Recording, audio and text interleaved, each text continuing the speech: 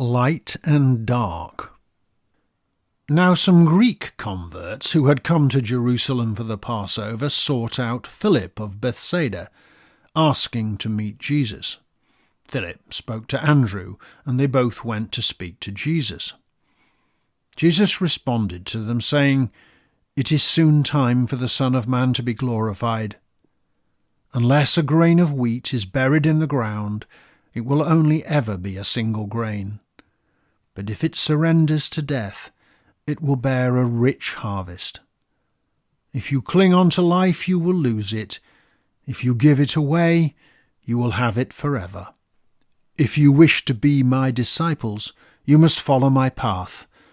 Then where I am, you too will be, and my Father will honor you."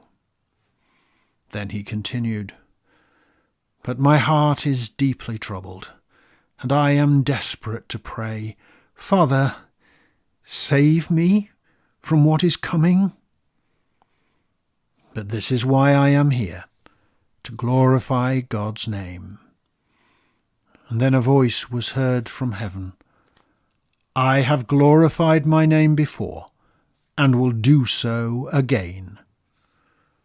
Some people thought the voice was simply thunder in the sky, whilst others said it was an angel speaking. Jesus turned to those around him and said, "This sound was for your benefit, not mine. The time of judgment is coming, when the powers and authorities of this world will be defeated. When I am lifted up on a cross, I will reconcile all things to me." Jesus said this to indicate the kind of death he was shortly to endure. The crowd began to question Jesus, saying, "Surely the Messiah cannot die. The law of Moses says the Messiah will reign forever. So how can you say the Son of Man is to die on a cross?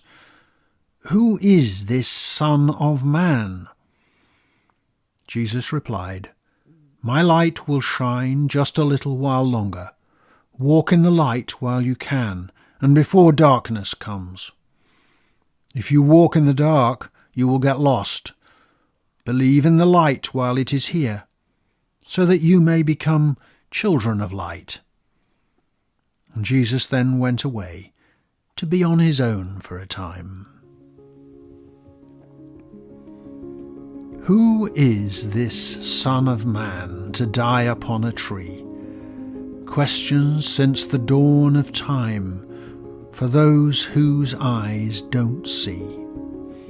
Incarnate light, the love of God, to earthly darkness came. The voice of heaven as thunder heard to glorify his name. The hinge of time is closing on the Saviour of mankind, as prophecies from ages tell how faith is hard to find.